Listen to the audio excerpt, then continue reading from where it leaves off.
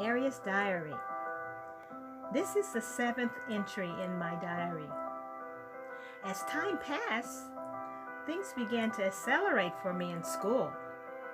I became the head of my class, leading out with the top grades on every subject. As I entered my second year of general studies, I had vastly consumed the words that were in the Bible, reading it from cover to cover. My preparation in school was that of science with a teaching minor. Physical cosmology is the branch of physics and astrophysics that deals with the study of the physical origins and evolution of the universe. It also includes the study of the nature of the universe on a large scale. I was fascinated with outer space, the planets, the stars, the universe, and what lay beyond our reach. However, as I continued to churn through the pages of the Bible, science took on a new distinguishing perspective for me. I began to look at the universe and its vast expanse through the eyes of God's creation. This filled my heart with amazing wonderment, and I cherish the Father even more. You see, God is the original genius. He created all that we can see. The Bible said in the book of Isaiah 40:12, God measured the waters in the hollow of his hand. It said he measured the heavens with a span. That's the space between the thumb and the index finger. I thought about how I used to take my father's hand in mine and compare the lengths. His fingers were much larger than mine. I would compare finger by finger. I looked at our thumbs. They looked exactly alike. I thought one day I would get to hold my Heavenly Father's hand. He seemed to me just as lovely as my earthly father had been. I greatly admired my earthly father's brilliance, and now my Heavenly Father, revealing to me how absolutely brilliant he was, having created everything in order down to the finest detail. The Bible also said he calculated the dust of the earth in a measure. He weighed the mountains in a scale and the hills in a balance. Wow! How incredibly thrilling to know that the complexity of the earth and the universe was determined by such simple measurements.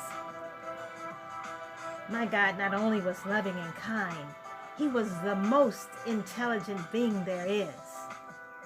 I thought, if he could put so much intricate detail in the fashion of the earth and his universe, surely he had major plans for my life and could reveal their details to my heart.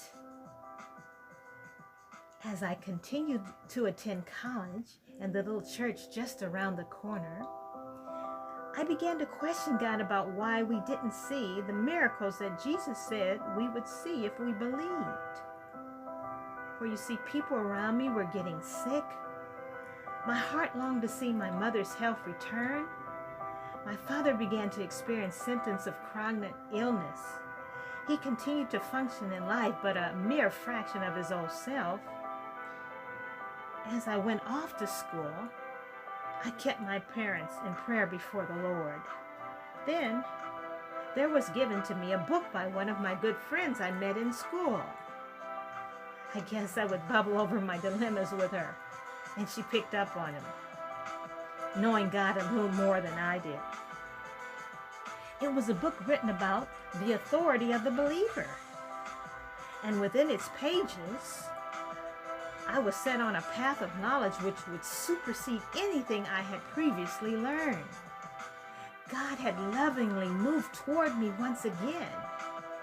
He was giving me vital keys that must be used to unlock his great power. As I read the beginning of the book, the author advised everyone who read to read the prayers Paul prayed to the Ephesian church. They were found in the 1st and 3rd chapter of the book of Ephesians.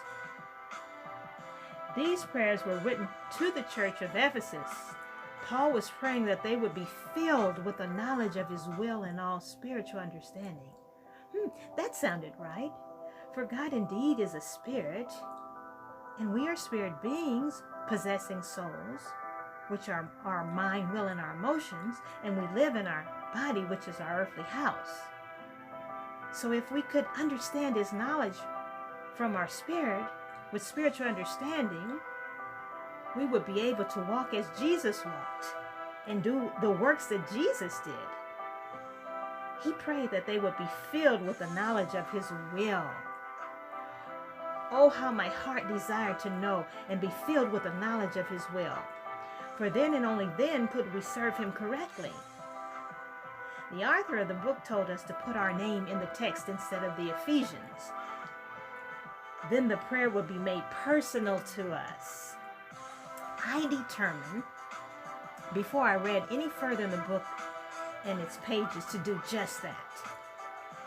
The author said, pray that prayer one time and thank him every day for answering the prayer in its entirety. So I did that. I thanked him week after week and month after month for wisdom and revelation.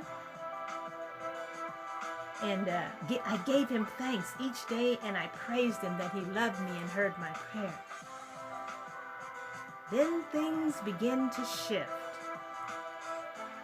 This is the end of my 7th entry into my diary.